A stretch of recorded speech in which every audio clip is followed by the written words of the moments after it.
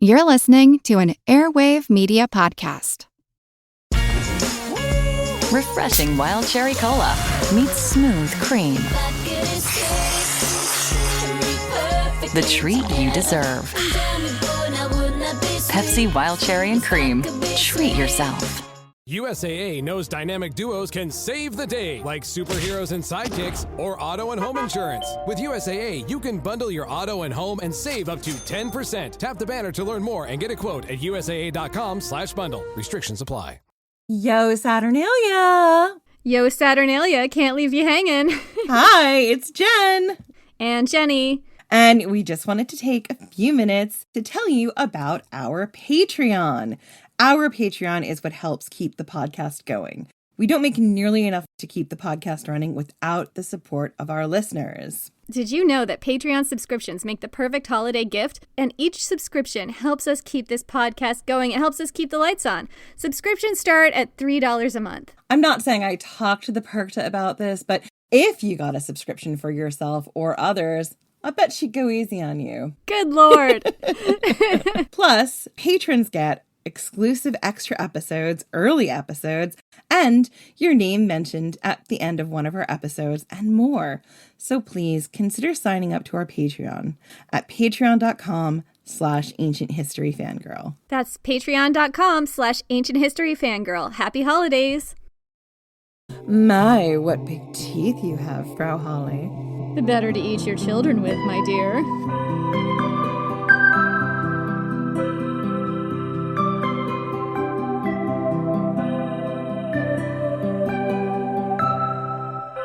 I'm Jen McMenemy. And I'm Jenny Williamson. And this is Ancient History Fangirl, the Yuletide edition, where I drink, maybe too many white rabbits and tell you something about the holiday season, usually something dark and creepy. And then I have to wheel her home in a wheelbarrow. You're welcome. So last year, we introduced you to the Perkta on our Krampus episode. And this year, I think we found one of the most metal and wild Yuletide goddesses yet, Frau Holle. She's so metal. She's so metal. It's a very metal Christmas. Let me explain to you. Human sacrifices, spindles and badges, plague, starvation, zombies, caves of offerings and bones, the Grimm's brothers, golden showers. Are any of these putting you in the Yuletide spirit? Well, they should be. Did you say spindles and badges? Yeah, and zombies. Golden showers? And the Brothers Grimm. This is gonna be nuts. Oh my gosh. Yup. We are about to share with you the story of Frau Holle, and this will be your introduction to a very Frau Holle Christmas. Spindles and badges, you guys. It's the reason for the season. Do not put a spindle in your badge. We're not advocating that. I mean, look, I'm not the boss of you. I'm not going to tell you what to put in your vag and what not to put in your vag. That's your business. That's not my business. It's not my decision to make. It's not our decision to make. We're just not advocating it. We're not liable for what you do or don't do on your own extracurricular time. Anyway, let's get back on track. We're already derailed and we're not even through page 1. Right. Frau Holle is the perfect goddess to cover this year because I love it when you're trashed and trying to keep us on track. That's my favorite. To be very clear, we recorded a bunch of other things before we started this episode, so I might be most of the way through my first white rabbit, which could be dangerous. But anyway, and white rabbits are a drink, not an actual rabbit. She feels the need to point that out every time. I do. Anyway, Frau Holle is a perfect goddess to cover this year because she fits right into our theme of ancient mysteries. Because she is kind of a mystery, a really spooky, fascinating Yuletide mystery, and I am here for it. We know some things about her, but a lot of her origins are open to discussion. And that's because she comes down to us through the migration period. Oh my God. Jen, this is my jam. This is my jam. I know. That's why I gave you this paragraph about it. So, before we get too into the story of Frau Holle, I'm just going to take us down a little side quest and talk about my absolute favorite topic ever. Ever. The migration period. It's a very Alaric Christmas. The migration period refers to the time frame around the fall of the Western Roman Empire. So the 300s to 568 AD, roughly, is referred to as the migration period in Europe. During this time, there was a lot of, you guessed it, moving around and migrating amongst particularly the Vandals, the Franks, the Goths, my people, the Goths, the Alemanni, the Alans, the Huns, the early Slavs. We got the Typhals in here. You left them out. The Pannonian Avars, the Magyars, the Bulgars. Good Lord. The Thracians. The Huns again, because somebody has to say the Huns. The Huns are in here. It's just so exciting to see them all here in this paragraph together. Together as friends, migrating around this area of the world. Friends and enemies, frenemies, depending, Anyway, so many of these people were displaced because of the Roman Empire and the Huns. These are people who had, in some points, been colonized and resettled as part of the Roman Empire, serving in their legions or as part of their foederati. This was a time of intense movement and upset and change, particularly amongst the people living in the Balkans, the Alps, Cisalpine Gaul, Germany, and Scandinavian countries. And what happened was, you guessed it, an intense amount of cultural exchange and cultural loss. Because of the rapid expansion of the Roman Empire, there was a lot of cultural change. The rapid expansion of the Roman Empire had happened prior to this by hundreds of years. So these were all people who had dealt with this prior to the migration period. And then the migration period, well, I have a rant. I'll go on the rant. Don't worry. She has a rant, but essentially, as the Roman Empire was expanding over, in the rapid expansion, as Jenny said, happened a couple hundred years earlier. But because of this rapid expansion, we're in the place we are now. I love how we're now drunk and talking about this. This is the best. It's my favorite thing to do drunk. It is. This is why we started the podcast, literally. It literally is. So hang on. Because of this, let me get back onto it. So because of this rapid expansion, over time, people and beliefs were upended. And sometimes the old gods and old customs were forgotten, which had been happening for hundreds of years prior to this because Romans were invading Germanic and Celtic territory and everywhere else. Arminius would like a word about this, and so would Ariovistus. Those are both Germanic people who show up in our, basically, our series that we've done in the past. Hundreds of years prior to this happening, these were both people who encountered the Roman Empire. Go back and listen to our Julius Caesar episodes and our episodes on the ancient world Stark family, Alaric of the Visigoths. We've talked about this before. It's kind of back in our back catalog right now. I will say that, what Jen's saying is so true. Researching the book that I'm writing about Alaric of the Visigoths, which is is an occasionally true story, all right? Yeah, it's like The TV series, but in book form, about Alaric and the migration period. I was like, oh, everything I put in this book is wrong, and I guess I'm just going to plow ahead. So basically, I did a bunch of research into what Germanic religious customs were, and it's super hard to find that. I mean, really what I wind up doing is grafting on Scandinavian stuff, which may or may not have even been true. So what Jen has done is super important to me in my heart, which is uncover a genuine Germanic goddess that is not necessarily Norwegian or Scandinavian or from the Vikings of 1,000 years later. And you guys can't see me, but Jenny can. I'm doing a little dance. If she just asked me to do this from the start when she was doing her research, she would have all the gods in the pantheon. Just leave it to the girl who wishes she was a mythographer or a folklorist. Anyway, during this period, there was a lot of cultural loss and cultural exchange. And the old gods and the old customs kind of were forgotten or lost, or they were folded into the new Roman customs. And as we've talked about many times in this podcast, the Romans had no problems with local people worshiping their own gods. They kind of used it as one of their pillars of colonization. They just sort of combined those gods with their own gods, either folding the original god into the Roman pantheon, think Artemis, Bendis, Diana, or Venus and Aphrodite, or allowing them to exist alongside the Roman religion, as long as the conquered people also paid lip service to the Roman gods. So we're all going to pause for a minute and let Jenny tell us about her one and only true love, Alaric of the Visigoths. Oh my gosh, do I get to do the rant? You get to do the rant. You've been trying to interrupt with this rant for so long, and I was like, but I carefully put it into this episode, Drunk Jenny. Calm down. Okay, I'm gonna do my drunken rant about Alaric of the Visigoths that I might actually do in a bar sometime and that all of my friends have heard. All right, we picture the migration period. Picture this with me. The Huns came sweeping in from the east and pushed the Typhals on the Goths on the Romans. This is where Alaric's people were forced off of Puce Island, which means Pine Tree Island, in the Danube and pushed across the river. The Goths were forced across the Danube. This is where hundreds, nay, thousands of Gothic families died in that river trying to cross in hollow logs and just, swimming across, and it's a really big river. That's a bad idea. This is where the Emperor Valentinian, I think it's the guy before Theodosius the Great, made elaborate promises about giving land to the refugees, only to put them in refugee camps indefinitely, where their guards sold their food and they themselves were forced to sell their children into slavery or starve. This is when the Goths broke out of that refugee camp and went on a rage and grief-fueled rampage all across Eastern Europe, breaking like a wave against the walls of Constantinople. And it was this that was the backdrop of Alaric of the Visigoths' rise and eventual sack of Rome one generation later.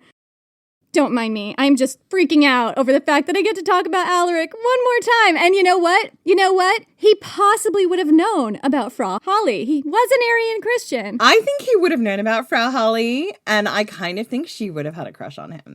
I have a whole theory. Wait until you know more about her, and we will go a little bit further into it, because she's got some metalness to her. And so does Alaric of the Visigoths, but let's get there. I have crafted this episode to unspool in a certain way, and I don't want to spoil anything. I get even more of a paragraph. Okay.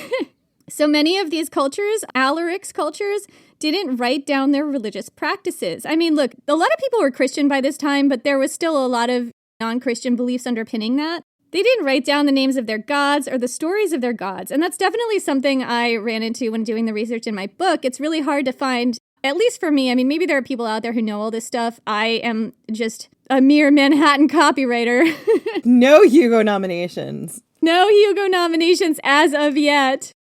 Yeah, so basically what happened was that a lot of these older Germanic gods from the migration period and prior, the Goths and other Germanic peoples were affected by genocide at the hands of the Romans. A lot of their beliefs were kind of erased or appropriated. Later on, they were kind of grafted onto Norse gods, so meaning that many of the original Germanic deities were lost. And their stories, as I said, they just kind of became jumbled up with the Norse gods, the Roman gods, fairy tales and folk tales, other local gods from different regions. It's really hard to parse out what the original beliefs were. It really is. And it's one of those things that, to be honest with you, is one of my favorite things to do. I think it's maybe something I have a little bit of a talent at. It's one of those things I kind of got to explore a little bit earlier this year when I did the research for Aokigahara, the Japanese suicide forest.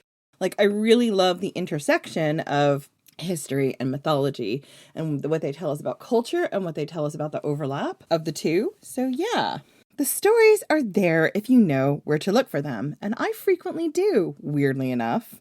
And Frau Holle's story is one of those stories that is hidden inside a modern folk fairy tale and traces its roots all the way back, maybe, to an original German Mater or mother goddess. And her history is kind of wild, and I'm here for it. Alaric would know about this. I feel like I'm connecting to him right now. We're having coffee. My first date with Alaric of the Visigoths at a Starbucks. It wouldn't be a Starbucks. It would be some lovely place in the Alps, with hot cocoa, maybe ski lifts in the background of a beautiful mountain that's snow-capped. Good Lord. So Jenny, as I mentioned, I've structured this in a very specific way. Let's start with the not too distant past, which is surprising for our podcast. With two brothers who were traveling around Germany collecting fairy tales. You may have heard of them, Jacob and Wilhelm Grimm. They were chroniclers of folk tales and fairy tales, particularly German fairy tales. I always remembered their fairy tales growing up as the scary ones. They gave you all the gory details, and sometimes there weren't happily ever afters. The story of the juniper tree still remains with me to this day, and it's kind of a psychic scar for me. It's a real dark one. I don't know that one. Doesn't someone get beheaded? Yeah, I think I might do a Patreon on it. I know it's not ancient history, but it kind of ties into what we did here. I will tell you the story, maybe drunkenly, of the juniper tree in the Patreon. It's dark, but it's this real darkness that young Jen was drawn to. It's what I loved, because anything could happen. Unlike Hans Christian Andersen's stories, these were stories where the good weren't always rewarded. And, this was a place where the baddies were really bad and did horrible things. I can still remember I had this very old copy that my mother got for me and inscribed for me. I have no idea where it is now. And I read it cover to cover. And it wasn't illustrated. My Hans Christian Andersen one was illustrated. But the stories just drew me in. And I was a really slow reader. And it took me a long time to learn to read. So the idea that I read this entire huge, thick book, that's how captivated I was. So, Jacob and Wilhelm Grimm wanted to put together a definitive collection of fairy tales from around Germany. They were, on the Alaric of the Visigoths beat. They wanted to go way, way back. And while they traveled collecting these tales, the story says that they met Henriette Dorothea Wilde. In 1812, Henriette introduced the brothers to the story of Frau Holle.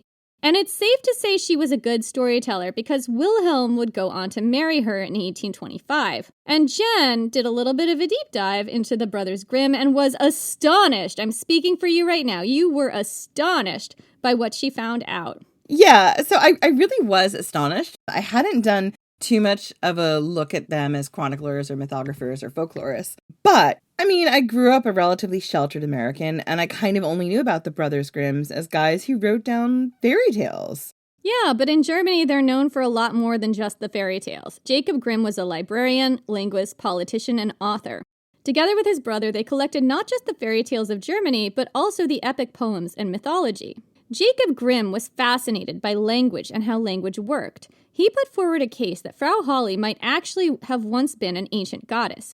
In his research, he found that the Frau Holle figure might actually once have been a mother goddess, a sky goddess, and just in general an all-powerful badass goddess. But through the ages, she had become sort of pushed aside. Part of it had to do with when the Norse pantheon and stories arrived in Germany, and the other part had to do with her stories being lost. She became conflated with Frigg. Frigg is the wife of Odin in Norse mythology, right? Am I remembering that right? Yes, correct. And she went from being an all-powerful goddess to a witch, then to a creature known of only in fairy tales and folk tales. In short, she was stripped of her power and her place in mythology as the Norse gods, and eventually the Christian religion became worshipped across Germany, Scandinavia, Austria, and other parts of Europe. Yeah, but she didn't disappear. Not really. She was always hiding inside these other religions and folk stories. And there are so many stories about Frau Holle. She's incredibly famous in Germany and Austria.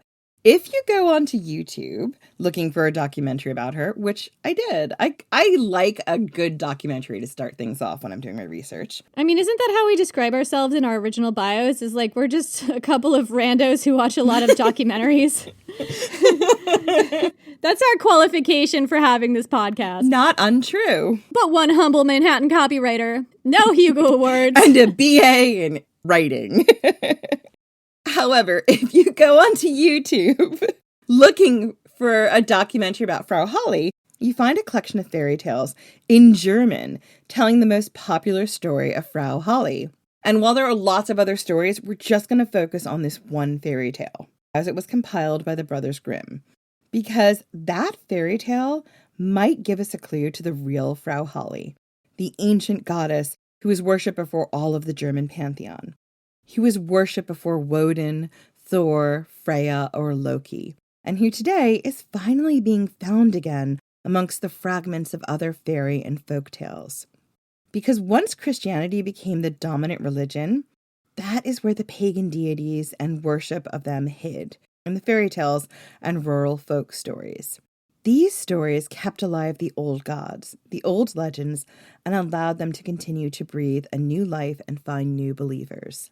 And this is where you have to start your tale of Frau Holle these days, because in the modern world, this is where our goddess lives, as a fairy tale, a sort of sometimes good and sometimes bad witch who is associated with Christmas and winter. Frau Holle's most famous story involves spinning, bleeding, and a golden shower. And if you're wondering how excited Jenny is by this summary, the answer is a lot. It's a lot. You totally are. When I told you about the golden shower, you were like, wait, what? Like, excuse me? Excuse me? Wait, Excuse why? me, Why is this in a fairy tale? It's not that kind of a golden shower. Well, Mithras did make you drink the emperor's pee, so this, I see the connection here between Christmas and pee drinking and golden showers. You're not wrong. Also, I'm the one who brought us the Mithras episode. This is like our second pee-centric episode about the holidays. There actually isn't any pee in this, but there is something else that's worse. Anyway. You're about to tell me a fairy tale about Frau Holle, right, Jen? A fairy tale that Alaric might indeed have heard in his lifetime. Well, I mean, to be fair, Alaric overlaps with sort of Christianity coming in, so possibly this might have been a version of it that he would have heard. He might have heard an older version, but let me tell you the version that we know. So, an industrious young girl lived with her widowed stepmother and stepsister. She was excited to have a stepmother and stepsister. She's like, hey, this is good. I have a family. But her stepmother didn't treat her great. She made her do all the housework and didn't give her the love and affection that she gave to her other daughter. Are you feeling Cinderella vibes here? You should, because this is very much a fairy tale trope. Oh, I absolutely am feeling Cinderella vibes. So one day, the girl was sitting by a well and pricked her finger on her spindle, which is now giving me Sleeping Beauty vibes.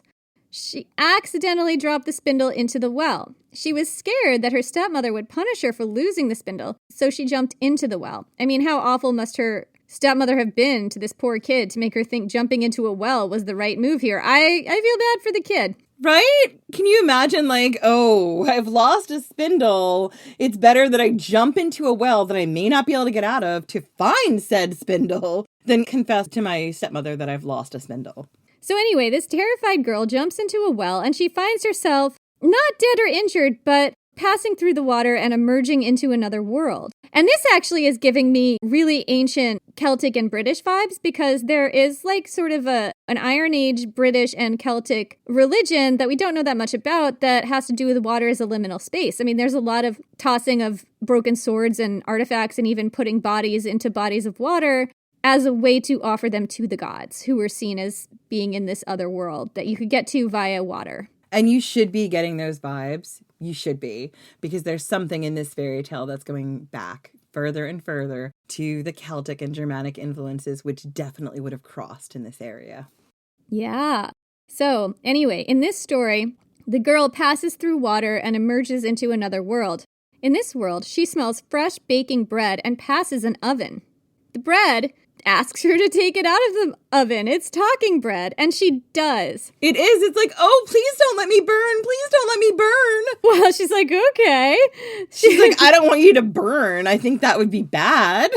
She then passes an apple orchard, and the apple trees beg to be harvested. Please, please harvest us. Please, we're so ripe. We're going to fall on the ground and get eaten by turkeys or something. And the girl is like, talking apples need my help. Okay, let's get my harvest on. Why'd I say it like that? I don't know. I did write it like that. Nobody asked you to say it like that, though. I think the whiskey asked me to say it like that. Guys, this might be a Yule level drunk. I'm sorry. But I'm also not. Anyway, so this girl, she's a stranger in a strange land. She's going to do what the talking foodstuffs ask her to do. Maybe this is just how the world works, right? So she harvests all the apples. She puts them into a neat pile. She moves on with her life. Finally, she comes upon the cabin of an old woman with very big teeth. Not sure why the big teeth are such a detail here, but they are, okay? And we have a theory about that, which we'll get to later. So the old woman tells the girl not to be afraid, but to come in, have some bread. I don't know, was the bread crying about being eaten? Different bread. Different bread, not the talking bread, possibly. And, hang out and do chores for me. If you work hard, I'll reward you. And the girl is like, okay, that sounds like a plan. I'm in a strange world. This lady's being nice to me. All she wants is my free child labor. I'm good with that. This is kind of proto-capitalist, though, too. You're not wrong. So the girl stays and does her free child labor. Her most important task is to shake out the woman's feather bed, because that makes it snow across all the world. That's what the woman tells her, and she's like, okay, that seems like I have to do that right. Not just the world that she's in, but the world above, right? The world above and everywhere. And the girl does a great job. But after a while, she gets homesick. And the old woman is like, okay, you're a hard worker, and I appreciate you, so I'll let you go home. and she sends the girl back to her world. She returns the girl's lost spindle because, thank goodness, we were all wondering what happened to it and how she could face her stepmother, who she's been away from for quite some time without this spindle. It's the spindle that the stepmother would be really concerned about, clearly. Clearly. The old woman escorts the girl through her gate, and as the girl crosses the gate to her home, a shower of gold falls upon her. Yes, Jenny, it's a golden shower. An actual shower of gold, not Zeus, not we. Not the Emperor's pee. Not the Emperor's pee. I'm so disappointed. Look, we all know what the real treasure is here, Jen. The friends we met along the way? No, the Emperor's pee. To each their own. It's psychedelic. Anyway, this literal gold that the girl is given in a form of a shower is her reward for all of her hard work. The girl's stepmother was like, "Hey, where have you been? And why have you been showered in gold?" And so the girl tells her this wild story. And the stepmother believes it because, the girl came home with the golden shower, as one does. So the stepmother begins to form a plan. She's like, I have another daughter. I want my other daughter to also get a golden shower. Make of that what you will, people. I'm going to encourage her to go to that well and visit this woman from another world. But the stepsister isn't as hard of a worker as the other girl here. She's lazy. She's a slacker. Instead of losing her spindle, she pricks her finger and throws the spindle into the well deliberately on purpose, and then jumps right in after it. She also finds herself in the other world, but she fails to do the chores that she's assigned. She doesn't help the poor burning bread. She leaves the apples to rot in the orchard despite their increasingly strident pleas. And when she meets the old woman, she does a real half-assed job shaking out that bed, let me tell you what. The girl decides she wants to go home, thinking she'll be getting a golden shower upon her return because it's like physics, right? This is what happens. But the old woman does not give her a golden shower. I'm so happy I gave you this paragraph. She doesn't get a golden shower. Instead, she gets a shower of pitch as a reward for her quote-unquote hard work. She tells her that a shower of pitch is all she's earned. Ouch! Burning pitch would, singe your skin off, so that would be unfun. Yeah. And again, the moral of the story is work hard, be rewarded. Don't work hard, get punished. And again, that's super capitalist. Oh, yeah. And it's also like a message to girls and women, work hard at domestic duties for which you're not paid, and then eventually you will get paid capriciously via golden shower, theoretically. Who knows what kind of golden shower? Just accept what you get, kids. I have seen an alternate version where the girls get their showers, where the girls get their two different showers. But also every time the good sister speaks, a diamond falls from her lips. And every time the lazy sister speaks, a toad falls from her lips. And I'm like, one of them is going to have so many diamonds, they'll have literally no value. And the other one is just going to be like, I got toads. So many toads. Who needs a toad? I hope they're psychedelic toads, because she could have a whole other business. Listen, if you need to lick a toad, you know where to go. To this girl. So yeah, Holly, Frau Holle, a.k.a. the old woman, rewards those who are hard workers. And as I mentioned earlier, the moral is really simple. Work hard and you'll be rewarded. It's very German. Be industrious and you'll get a reward.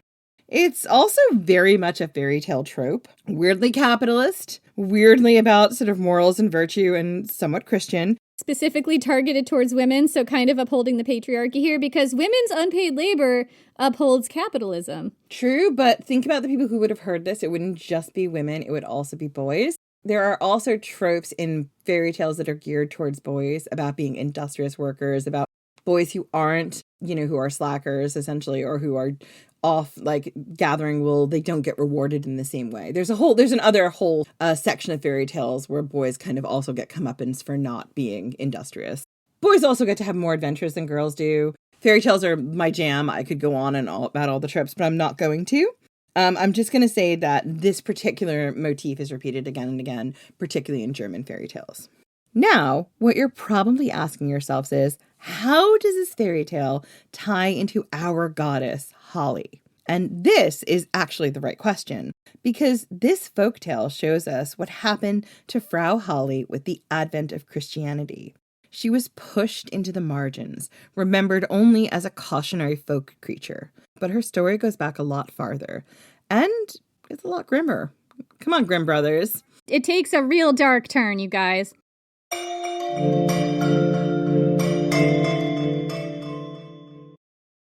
It's the Paradise Podcast. I am your host, Ryan Michelle Bethay, with my husband, Sterling. What's up? Join us here on Hulu and Hulu on Disney Plus, where we'll discuss each episode with the cast and crew of Paradise. I'll be getting all the secrets from Dan Fogelman, James Marsden, Shailene Woodley, Julianne Nicholson, and Sterling Kelby-Brown. Woo!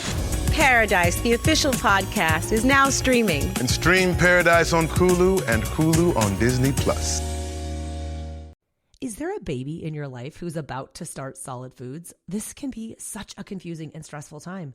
As a mom of 7, I really struggled with spoon feeding my oldest baby. But once I realized that babies can safely feed themselves real, wholesome foods using the principles of baby-led weaning, feeding the rest of my babies became an actually enjoyable experience instead of something that I used to dread. Hi, I'm Katie Ferraro, college nutrition professor and dietitian specializing in baby-led weaning, and I host the Baby-Led Weaning Made Easy podcast. Each week, we cover evidence-based, safe infant feeding practices for parents and caregivers of babies who are 6 to 12 months of age. So, if you're confused by all the conflicting info you hear about starting solid foods, or you want easy, actionable tips on how to safely prep food for your baby, or introduce allergenic foods, or figure out when to drop a milk feed, we cover all that and more, plus interviews with the world's leading feeding experts in 2 new episodes each week. Search Baby-Led Weaning wherever you listen to podcasts, and happy feeding. Throughout history, royals across the world were notorious for incest. They married their own relatives in order to consolidate power and keep their blood blue. But they were oblivious to the havoc all this inbreeding was having on the health of their offspring. From Egyptian pharaohs marrying their own sisters to the Habsburgs' notoriously oversized lower jaws, I explore the most shocking incestuous relationships and tragically inbred individuals in royal history. And that's just episode 1. On the History Tea Time podcast, I profile remarkable queens and LGBTQ+ royals, explore royal family trees, and delve into women's medical history and other fascinating topics. I'm Lindsay Holiday, and I'm spilling the tea on history. Join me every Tuesday for new episodes of the History Tea Time podcast, wherever fine podcasts are enjoyed. So, Frau Holle is relegated to a witch in folk tales like the one we just told you. But once upon a time, she was a supreme sky goddess. And this is a quote from mothergod.com in their article called Frau Holle, the Supreme Mother God in Fairy Tale Tradition. Quote, "We should also note that the earliest patriarchal supreme gods, such as Indra and Varuna, were also sky gods, and that weather goddesses were patriarchalized." Is that a word? Patriarchalized. As supreme gods, such as Jupiter and Zeus. We might indeed suspect that in Frau Holle we have a fairy tale memory of the sky mother Urania, the celestial Tame. Is this, I don't know who that is. Is that Urania, the ancient Greek sky goddess? Urania, or Uranus, is definitely a male god. Remember? Castration foam, bits get cut off. Yeah, but there's a female version of that. Oh, maybe that's who it is. I don't know a lot about it, but I think what they're saying in mothergod.com is that there were initially female sky goddesses that were transformed into sky gods as part of establishing the patriarchy. Yes. So this conjecture is confirmed by the archaeologist Professor Marija Gimbutas. I'm so sorry to this person whose name I just butchered, who names Hulda or Hala or Holly as having originally been an ancient Germanic supreme goddess who predates most of the German pantheon. Oh my God, that's amazing. Including deities such as Odin, Thor, Freya, and Loki, who were really Nordic, continuing traditions of pre-Indo-European Neolithic Europe. When Christianity slowly replaced Scandinavian paganism during the early Middle Ages, many of the old customs were gradually lost or assimilated into Catholic tradition. By the end of the High Middle Ages, Scandinavian paganism was almost completely marginalized and blended into rural folklore, in which the character of Mother Hulda eventually survived, not only in the fairy tale but in other folk traditions in the Germanic world. That's so fascinating. I know, right? I wanted to include this because people a lot smarter than me have made this argument, and people who've done a lot more research than me have made this argument, right? They've drawn the same conclusion that I reached.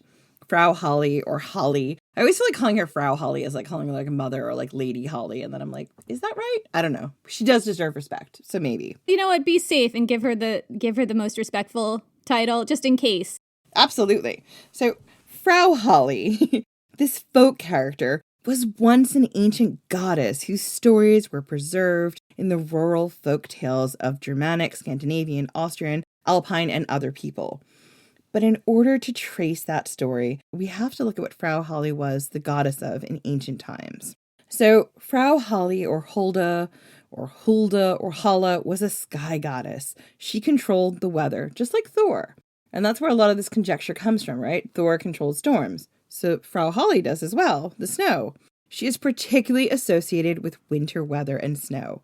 She shakes out her bedclothes and the snow falls throughout the land. That's still like a colloquial saying in different areas, like alpine areas. People will say when it's snowing, oh, Frau Holle is shaking out her bed. Frau Holle was also able to fly across the sky, typically on a wagon. And that has like connections to in some like Viking cultures and like Norse cultures. I've seen it connected to like the ways in which like funerary barges and stuff were laid out. I didn't go down a huge deep dive in this because I just wanted to be focused because this is our focus season. I'm drunk and I don't want someone to tell me online I got this wrong, but I did find this. Anyway, so typically she flies on a wagon, but I've also seen her flying across the sky on her distaff. And I wanted to stop for a minute and tell you what a distaff looks like. A distaff kind of looks like a broom. It's a tool used for spinning that holds the unspun fibers, keeping them in place and presumably untangled. But seriously, it looks like a broom. Like, Google it. Like, distaffs were also carried by Dionysus and his maenads. These were made of fennel stalks with a pine cone on top and ribbons. I'm just bringing this up because this witch sort of imagery, this women with power and agency carrying distaffs, seems to have a common root that is back way deep in the ancient worship. Frau Holle could make it snow across the land, as we've said, by shaking out her feather mattress. She could bring warmth and sunshine to the fields or a good harvest simply by flying over it at the right time of year. I might be like, possibly drunkenly ranting nonsensically.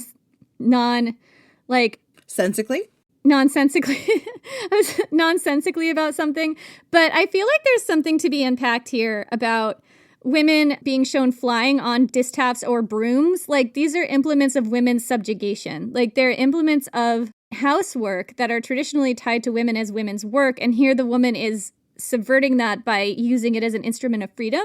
And it kind of speaks to me of a fear of women even though they are domesticated. Like, a woman will never completely be domesticated. And I feel like that has to go way back to like when the patriarchy was established. Sure. And I would say the thing about distaffs, brooms, and again, the maenads pine cone thyrsus that they carry, right? When they are essentially reversed, the distaff bits at the bottom, right? It's an implement of service and subjugation, but when you flip it so that the broom is up top and the pine cone is at the top and the distaff is at the top, they become something by which women can fly on and have freedom. It's essentially like if every woman picked up her broom and instead of using it to sweep, turned it the other way and realized the situation she was in, the power she had, what would happen. I wonder, though, if there's something here about selling the patriarchy to women by giving them an implement of the patriarchy and trying to persuade them it can also be an implement of freedom.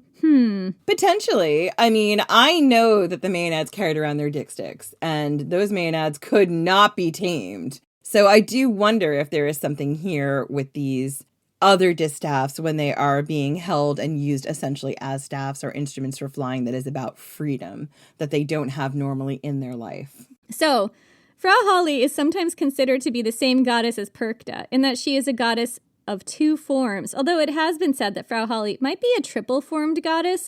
A little more on that later. She can appear as bright and beautiful or motherly or as a terrifying crone or witch. Her two forms are called, good lord, I cannot say this. Dunkel Goodmother. Ooh, good job. Grubmother. Dark grandmother is what that means. And Dunkel Grubmother and Weisse Frau. The White Lady. Wow, you speak German. No, I can do some things. So, like the Perkta, she cares a lot about how industrious you are. She judges you, ladies, all the time for your output, particularly how much spinning you get done. But I would say that Frau Holle and Perkta might seem similar, but they're actually quite different. I did see some places saying that they're the same goddess, but when I was doing my research last year, I didn't find nearly the same stories about Perkta as I found about Holle. So I think they might have like kind of the same role in Yule festivals, but in other areas of their mythology, they are vastly different. Yeah, so in mythology, Holle is the original wife of Woden or Odin. I think Woden is like the original Germanic name for this god, and she's the one who commands the wild hunt.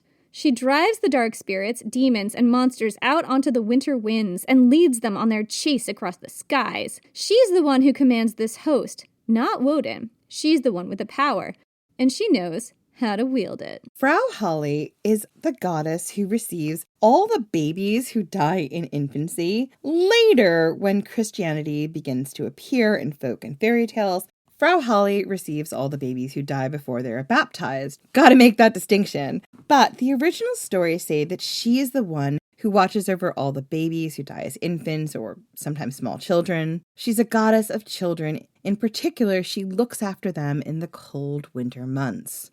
She's a domestic goddess, much like Perkta. She is all about that spinning. She rewards those who finish all their spinning before Mother's Night or the start of the 12 days of Yule. Holly's night was allegedly December 25th, although I've also seen her associated with Mother's Night, which in some sources was December 21st. It's a little wonky here, or at least what I found in English is a little contradictory. I read that this is because there was a belief that during the 12 days of Yule, all spinning and housework was supposed to stop. This was supposed to be a time outside the spinning of the wheel, or a time when the great cosmic wheel, if you will, stopped spinning. This was the time of year when the veil between the worlds was thin, and when the world literally stopped spinning, everything was supposed to pause, to take a breath and recalibrate, reflect on the work that was done in the previous year, rest, relax, and feast. Although, let's be honest, as someone who's cooked many a Christmas dinner, someone had to do all the cooking and cleaning involved in that feasting. I mean, I'm just saying. Yeah, but you're supposed to just do it invisibly and not complain about it. Invisibly, exactly. You're not laboring at all. And you know, in modern parlance, at least here in the UK, some businesses still close between Christmas and New Year, and they call that sort of Twixmas, which is the period between Christmas and New Year where, like, essentially everything kind of stops and you have an extended holiday. I never experienced that until I moved over here. And it is one of those things that weirdly I have come to really love. It's this time where everything kind of slows down. You get to kind of remember what it was like when you were a kid in between, you know, having to rush from one thing to another. And time kind of does feel real liminal. The first time you experience it, it's very weird and very, very much a throwback feeling. I remember constantly saying, like, what do you mean you're not open? What do you mean you're not open? Do you want me to come in? No, we're not open. Anyway, women were supposed to have all their spinning done before Mother's Night, and they weren't allowed to spin during the entirety of Yule. And we talked about this in the Krampus episode. The consequences for not getting your work done were dire. Perkta, the belly slitter, would sneak into your home and slit open your belly. And Holle does something similar. She sneaks into your home and beats you with stinging nettles. Holle also punishes naughty children. And if you try to cheat Holle or Jenny Williamson by spinning late into the night over Yule or working really late on your episode when it was supposed to be in like earlier, she punishes you just the same. Holle is a goddess who is like, you will be done with your work at the agreed hour and you will relax. Now, essentially, she wouldn't approve of me. So Holle is me. So Holle is definitely you. I feel like she would have a real unhealthy attachment to Alaric of the Visigoths, much like you. I feel called out. You should feel called out. So, let me tell you what happens if you actually stick to your deadlines and turn in your episodes when you say you will. If you're good, Holle is just sweetness and light. She sweeps out your home, Sometimes she leaves behind a stinging nettle as a mark of good fortune and to tell you she visited, still with the stinging nettles, though. It's the same whether you did it right or not. Do you know why she does that? It's just so you know, I've been here. I judged you. I found you not lacking. I could beat you with this, but I'm not gonna. That's the message. It's a flex. You know, I respect and appreciate a goddess who knows a good flex when she sees one, that's all. So there's also a custom of eating a meal of oatcakes and pickled herring. That sounds real Scandinavian to me. It sounds extremely Scandinavian. So a plate is always left out for Holly as an offering, kind of like Santa Claus, except with pickled herring instead of cookies. Yeah, which is so Scandinavian. I wonder if there is some cultural exchange here. Yeah, and also, did this offering of oatcakes and pickled herring have maybe a much darker and ancient root? Hold on to that thought for a little bit. We may circle back to it, or maybe we'll drunkenly forget. I don't know. Hold on to it. Oh, we circle back. It's in the script. So during this time, there's a tradition of shaking out an apple tree. This is supposed to bring about a good harvest during the next year. Frau Holle also has a slightly different form in Bohemia. She is called Spillaholly, or Spindleholly. And in Bohemia, spinning was banned during the night of St. Thomas, which was December 21st. Interestingly, Mother's Night, I thought that was December 25th. I guess it depends. No, Mother's Night is the 21st, but Holly's Night is somehow conflated with the 25th. It was a little funky. Anyway, the night of St. Thomas ties into the more ancient Mother's Night, which also is, according to the sources Jen found, on the 21st of December. And also, the 21st of December is the winter solstice. Coincidence? I think not. Put that in your pipe and smoke it, kids. Exactly. Coincidence? Is this when the wild hunt is going? Is this when it's all going down? Is this when the women led the wild hunt? Is this when the mother, the mater goddess, the sky goddess? The sky goddess led the wild hunt? I think it was. Anyway, in this incarnation, she is kind of an evil boogie woman. If a child is still spinning on the 21st, then when the evening winter winds are howling, Spindleholly will appear and either kill the child or take them away, and probably kill them. Dark! Scary! And Jen has seen some people saying that because this version of Holly isn't dual-natured, then she should be considered a separate goddess from Perkta, right? Yeah, the Spindleholly should be considered separate because she's not dual-natured. I've seen some sources say that because she doesn't have the dual nature, that maybe she's a separate regional localized goddess and not associated with Frau Holle, but I don't agree. I think they both came from the same root. One piece of evidence for that is that you can see in this story the importance of spindles and punishments, and that makes us think that Spindleholly and Frau Holle are the same and come from that same common ancient mater goddess root. Frau Holle might have passed into the realm of folklore, but there was a lot of work done by the Christian religion to put her there, because Frau Holle was the bane of the early Catholic Church. She was very much associated with witchcraft and witches. Because of her flying across the sky, her ability to control the weather, her supreme mother goddess roots made her a figure that terrified the church. She was a goddess that women worshipped, who looked out for women and children. She was a goddess of the sky and also liminal spaces like ponds, lakes, and rivers. She was also a goddess of fertility. She had the ability to send the snows, which froze the ground, but she could also wake up the earth. She could nurture seeds by dropping them from her wagon or distaff when she flew over the ground in the winter, particularly on December 25th. The seeds that she dropped would grow into bountiful harvests in the future. And this power, this rebirth and fertility, was scary for the early church. There was one dude associated with that power, and that was Dionysus. Sorry. It was sweet baby bisexual Jesus. That's right. So, Frau Holle had to be taken down many pegs. She had to be demonized and turned into an evil witch. Crone of time. Hag of doom. Crone hag of doom. And worship of her had to be punished. In the 9th century AD, the Canon Episcopi, which is a medieval church doctrine, tells of women being censured from, quote, riding with witches, because that's a thing ladies did. And this is later followed up in Burchard of Worms' canon. This is another church writing or doctrine, in a section called De Arte Magica. Hold up! The Catholics have something to say!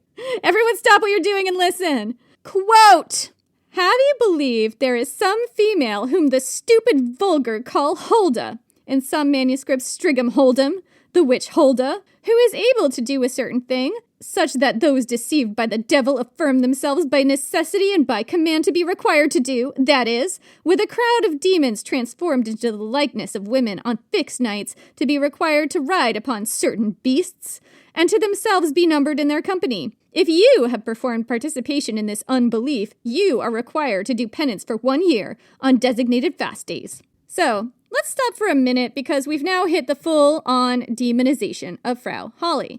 And to be fair, we haven't even gotten into the human sacrifice yet.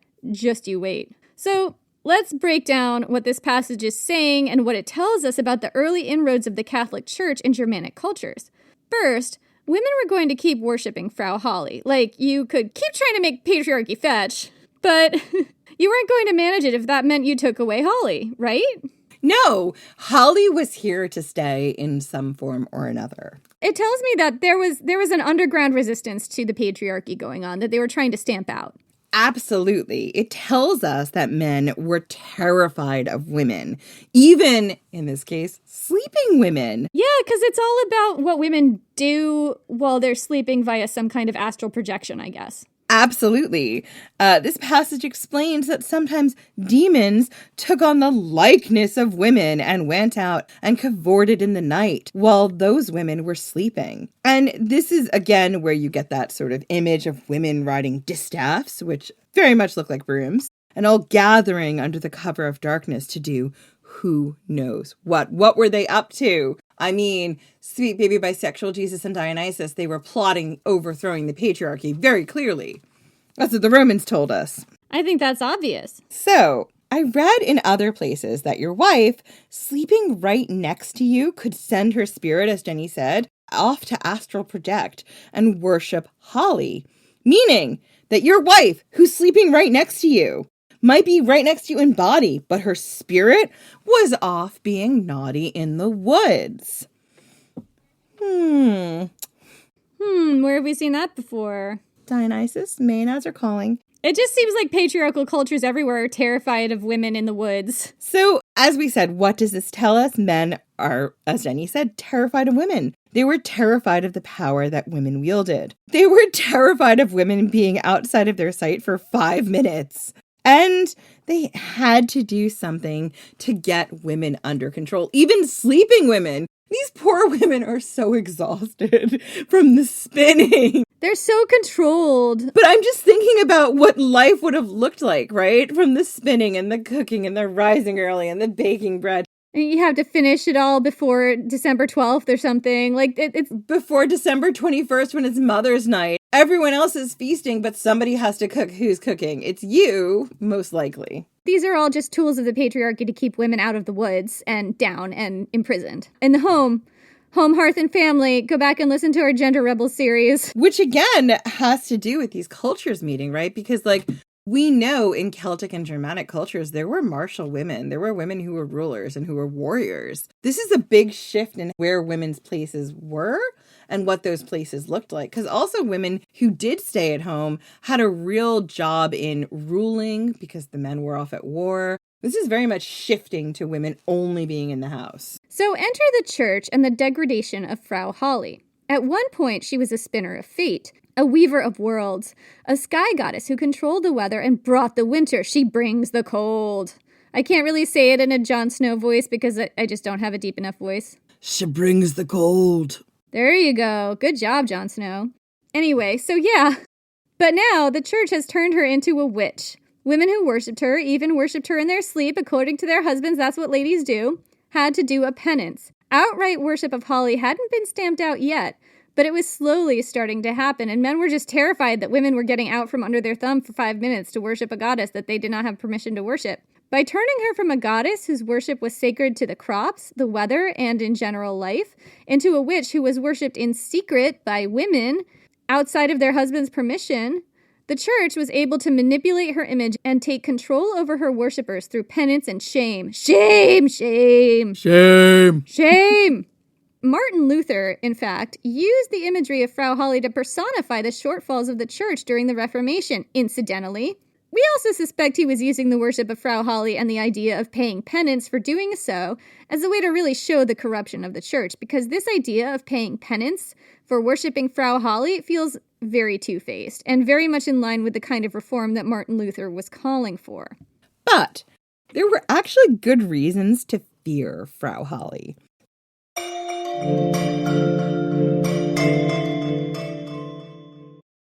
Does it ever feel like you're a marketing professional just speaking into the void? But with LinkedIn ads, you can know you're reaching the right decision makers, a network of 130 million of them, in fact. You can even target buyers by job title, industry, company, seniority, skills, and did I say job title? See how you can avoid the void and reach the right buyers with LinkedIn ads. Spend $250 on your first campaign and get a free $250 credit for the next one. Get started at linkedin.com/campaign. Terms and conditions apply. Hello everyone, Stakuyi here. And I'm Gabby. And we are the hosts of History of Everything, a podcast which you can probably guess by the name is, well, it's about everything. Do you want to know why people thought potatoes were evil and would give you syphilis? Are you curious about all the stories of the terrible and stupid ways that people have kicked the bucket over the years? Do you want to hear tales about all of the different badasses of history and the lives that they had brought to life? Well, if so, then look no further. History of Everything is just the right podcast for you. It's available on Spotify, Pandora, and anywhere else that you get your podcast from. Join us for some fun and just see how weird and wacky history can be. No one hates history, they just haven't found the right teacher yet. Or in this case, a nerdy best friend who loves to tell you all about world history, women's history, and weird history. Hi, I'm TK, the creator of For the Love of History podcast, a place for people who want to learn more but don't know where to start, and history lovers who want to break from the mainstream. From rat trials to warrior women, we cover topics from every country and era. Whether you're a history expert or just starting out, there's a place for you here in the Time Machine. So join me every Friday on your favorite podcast platform and YouTube for a brand new topic. See you there. Bye.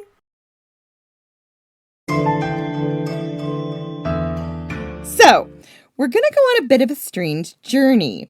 While I was researching this story, I came across a website called Gods and Demons Wiki. And this is all to preface it to say, I didn't find this story anywhere else, so we're going to quote the whole thing verbatim. I am not sure if this comes from some local folklore or an urban legend that I can't access in English, but I wanted to include it verbatim because the story is really wild, but it's important. And it's important not to paraphrase this because it only existed on this one site and in this one source. And before you start rolling your eyes saying, come on, Jen, do better, I need you to hang in there because the context of this story might link back to ancient archaeology. Right, so here's the real story of Frau Holle according to Gods and Demons Wiki. This is another folktale about Frau Holle that might take us to a darker and older place than the one that we originally told you. Quote, even when taking some of its variations into account, the true story of Frau Holle can still be considered as darker. The tale originated in a town near the Alps, shortly after the Christianization of the region, with a small family whose patriarch had recently died, thus sending his wife and their many children into poverty shortly before the arrival of winter. No matter how hard she worked or how much she borrowed from her equally poor neighbors, the man's wife was unable to provide enough supply to last all of them through the winter, meaning that at least one of them would have to starve to death. Through unknown means, the wife was able to learn about a ritual from the winter goddess of the ancient heathens, whose name was synonymous with the goddess Frigg. It would bless them with wealth and resources to last through the winter months, even leaving some for months after, but it required the sacrifice of a maiden. Desperate, the wife had no choice but to sacrifice her eldest daughter, throwing her body into the well with a spindle placed deep inside her womb. Good Lord! This is where the spindle in the vag comes from. So the death may be sent as a tribute to the old goddess. Soon the ritual took its effects, and riches began to pour into the family, and they soon became the wealthiest in the village. The death of the eldest daughter was soon forgotten by all but the girl's lover. Suspicious, the man began to investigate and discovered the wife's crime, though instead of a goddess, he thought she had made a deal with the devil. Though before he could present it to the elders, the wife had tricked him into her house and killed him despite guest rights, before throwing his body into the well as another sacrifice to the goddess, thinking more riches will be blessed upon her. However, Due to his gender and the broken vows of hospitality, the goddess saw it as an insult and a punishment fell upon the village as a whole. Weeks after his death, in the coldest days of winter, a rotten smell began to rise from the well, and when opened the lid, dozens of corpses rose up smothered in a pitch-like substance, with yellowish patches of rotting skin filled with maggots underneath. But before anything could be done about it, the corpses became alive and attacked the villagers, with the wife being the last to be killed as she was forced to watch her children brutally killed. After a single night, a town of over 20,000 people was slaughtered, and reports of witches came from surrounding areas who might be the last followers of the goddess who brought forth the destruction. Holy cow. There's a lot to unpack here. I mean, number one, there's zombies. You get spindles in the vag. I feel like there's some Cahokia vibes with the sacrificing of a girl, a daughter from the family to increase the status of the family as a whole. Although obviously there can't be any cultural exchange between this culture and Cahokia, but it's real interesting that there is that pattern, right? Yeah. So why did I include this very long story and make Jenny read it? Because you love me and you know that that's my jam. Because I know that this is literally the only Christmas present I'm giving her. No, that's a lie. Look, all I need is a spindle in my vag and some zombies. That's all. I don't need a lot, Jen. I'm a simple creature with simple needs. And some severed heads. Hang on. Getting there. So I asked her to read this because, and I included it because it tells us a lot about what might be local folklore. I'm not sure because I can't track this down. I don't speak German. I'm not the Grimm's brothers. I can't go around Germany and find out. I'm just going to say that, a spindle in the vag would be really uncomfortable because there is a pointy end.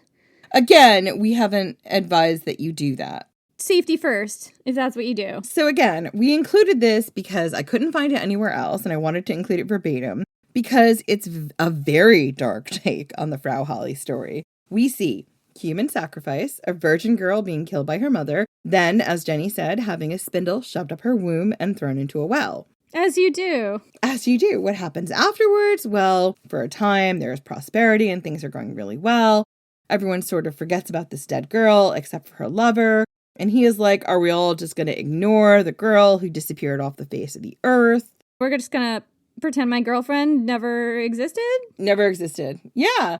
He starts investigating, and his suspicion leads to his eventual murder. And that chain of events leads us to dead bodies floating up from a well, potential plague, zombies, and all this woman's children being killed before her eyes, and a town wiped out. So I wanted to include this because to me, this story kind of feels like a bridge between the Grimm's fairy tale of Frau Holle. This is a holiday episode.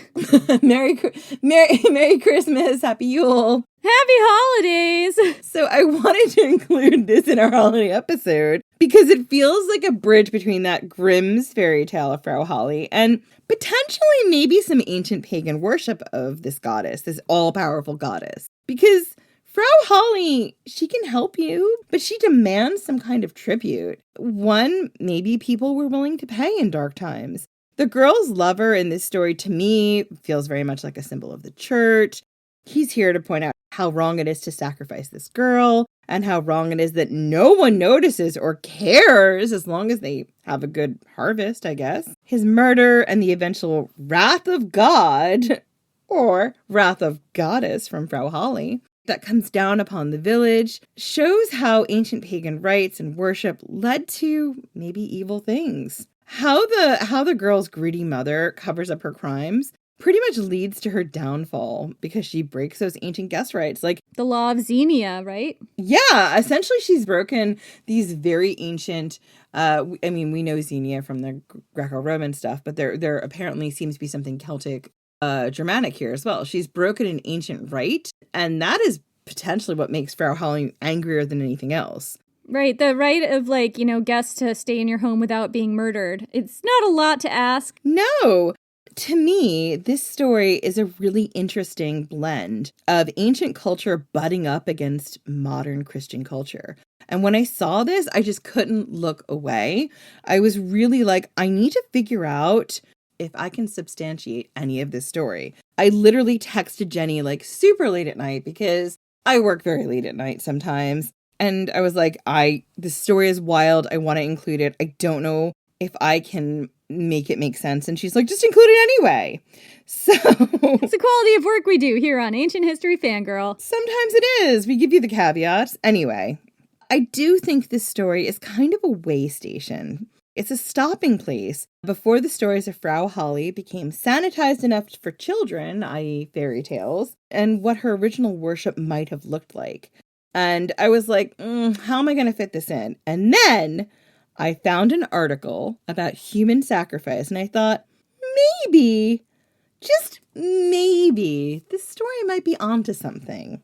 You know, I love this episode. It's a very Alaric Christmas, and there's something for me everywhere. There's Alaric of the Visigoths, there's spindles in the veg, there's human sacrifice. It's just everything I want in a Christmas episode. I know. I literally, sent this to Jenny as an episode, and I was like, I sent her a picture of Frau Holle at the well, and I was like, this is just a very Alaric Christmas, and I think you're going to love it. I think it's going to be a lot of fun. Anyway, in the article, Ritual Cannibalism in Europe, a female goddess of death might hide in German fairy tales by C. Voigtman. This is the best. This is the best Christmas episode we've ever done. It's the reason for the season, you guys. Human sacrifice and death goddesses. We find evidence of human sacrifice connected to the worship of Frau Holle. The article discusses Kyffhauser Mountain. I probably am mispronouncing that, but I'm just going to say it like that. This is a mountain range in Germany with a lot of legends attached to it. It's said to be the resting place of Barbarossa, an emperor who was killed on a crusade. According to the Brothers Grimm, one day he'll wake up, hang his shield on a barren tree, which will then burst into flower, and a better time will come. Sounds really familiar, right? I mean, I'm getting some vibes here, like maybe a little bit of a white Christian savior vibe, maybe a King Arthur vibe. Yeah, I've also seen Wagner's and the Hall of the Mountain King vibe here as well. And I just feel like, I get what you're putting down. But what if I was to tell you, Jen, that, the most important legend about this mountain that we're concerned with right now might have nothing to do with an emperor and more to do with a blood-hungry ancient fertility goddess? Have I got your attention now? Always. Always. On the steep, snowy western slope of the mountain, there's a secret. There are a series of interconnected crevices and caves that run upwards up the mountain and lead to a 15-meter-high empty cleft. It's now secured by an iron grate to prevent people from falling in or entering the site, but this wasn't the case in the 1950s when something remarkable was found. In the 1950s, it was discovered that the cave was filled to the brim with offerings. And these offerings were from across a long period of history. These offerings made it easy to see that this cave and mountain were probably a super cult site at one point in time. And this is a quote again from the earlier article we mentioned. Quote, "The most remarkable finds date, however, mainly from the Bronze Age and early Iron Age, between 1200 and 1000 BC. In addition to pottery and stone tools, remains of roasted grain, birch bark boxes, and spinning whorls. Numerous human bones with traces of cuts and burns were found, the contextualization of which suggests that the youthful victims fell prey to ritual cannibalism. Approximately 15,000 human skeleton parts from at least 130 mostly juvenile victims who had been violently killed by bronze axes or blunt tools, such as stone clubs or similar, were found. The bones were shattered, burnt, and showed traces of cuts, which indicate a post-mortem fragmentation. Based on these findings, this cave was not a normal burial site. These people were victims of ritual cannibalism. We know this because there are other sites that show us what normal burials look like in this area, and they did not look like this. That is some hardcore metal shit. Right? I found this article and I was just texting bits of it to Jenny and I was like, I cannot believe what I'm reading. And to be fair, all of the sources cited in this article are in German. I could only read the English version of it. So I don't know exactly what the German sources said, but the English version is wild. The German source might be about bones in Egypt that weren't even tested for radiation. You don't know. Potentially. But I mean, it did look quite scholarly. And I think it came from a site like archaeologicalmysteries.com. I'm not exactly sure what it was. But I have seen a few people trying to make essentially Frau Holle and human sacrifices connect in some way. And then I read this article and I was like, whoa. Yeah, I mean, there's spindle whorls and child sacrifices, which I'm really seeing kind of echoed in these myths in a weird way. And the folklore. Absolutely. So C. Voigtman goes on to say, quote, according to the prehistorian Professor Gunther Bemblock, I'm so sorry, I probably screwed up that person's name too, the predecessors of the Germanic tribes in the region, the Illyrians, are supposed to have sacrificed here to a chthonic goddess of fertility. This can be concluded, among other things, from a wooden spinning whorl that was found at the site. Such an object was once the symbol of the wool and destiny-spinning underworld deities, and might here refer to the fertility goddess into whose underground dwelling holy caves, lakes, and swamps led. Connection to that well. Interesting. These Illyrians later became part of the Celts and Germanic tribes, so this was even before they were Celtic, I guess. The old Illyrian mother goddess was similar to the Germanic goddess, and so it can be assumed that the goddess, later probably under another name, was also worshipped later on in the region. For instance, in the sacrificial moor near the famous Oberdorla, where a large female idol with a bronze necklace was found. So all of these points are really important because here we can see a lot of blending and cultural exchange. The Celts, Greeks, and Romans all believed that caves were entrances to the underworld. They also had deities who spun and potentially lived in the underworld, who were associated with fate. I mean, in Greek mythology, literally the fates or the Moirai. And fertility. Anyone heard of Persephone? You can see here how the story of Frau Holle and her association with lakes and wells was solidified. Remember when we mentioned that the big important thing about Frau Holle in her fairy tale was her teeth? Really big teeth. Well, it's possible that this is because she comes from an ancient cannibal goddess who was known for her big teeth used to eat children. This is fascinating. Merry Yuletide! It's a holiday episode from Ancient History Fangirl. Bring the kids. So again, remember when we talked about Frau Holle being the goddess of babies and children who died young? Did they die young? Did they die young because they got sacrificed to Frau Holle, maybe? Maybe. And again, Frau Holle is very much in modern culture. I'm not saying this is true. I'm just saying there's a possibility. There's some intriguing archaeological evidence. Frau Holle, in some stories, sits on a throne at the bottom of a well, surrounded by the children who died and now live with her. It's easy to believe that this is kind of a comforting story about a kind goddess looking after children who died young, particularly because times were so harsh and infant and child mortality rates were very high. But is there something darker at play here? Maybe. Methinks Frau Holle is perhaps wearing a mask. I mean, the Catholic Church would be like, yes! Absolutely. I mean, the ancient Catholic Church would be like, this is why we told you not to worship her. Look at those big teeth. The big teeth don't lie. My, what big teeth you have, Frau Holle. The better to eat your children with, my dear. Noxerers.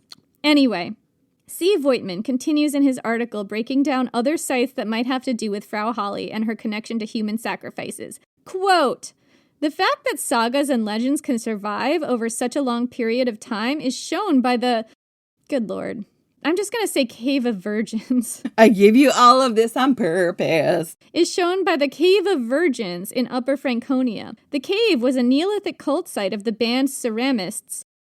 Is that a band name? A type of ceramist, yeah. I think it's a culture like defined by some kind of ceramics that they made. Yeah, I think they're it's a type of ceramics. Like, remember when I talked about the grooved ceramics? It's kind of the same thing. Yeah, anyway, so this was a Neolithic cult site in which skeletons of mostly young girls were found. Their skulls were shattered and some tubular bones were fragmented, giving rise to the assumption that the bone marrow had been removed. The astonishing fact is that even before the discovery of the human remains, there existed local legends about headless female ghosts haunting the area of the cave. From this, it can be deduced that the knowledge of the sacrificial ritual was handed down orally for about 6,150 years. And that just kills me, because I feel like we've been finding this all throughout this mystery season about mythology that is an echo of history, and it's so fascinating. Yeah, I think that's kind of the theme I learned with these ancient mysteries. It's how does the mythology and the history and the culture blend together?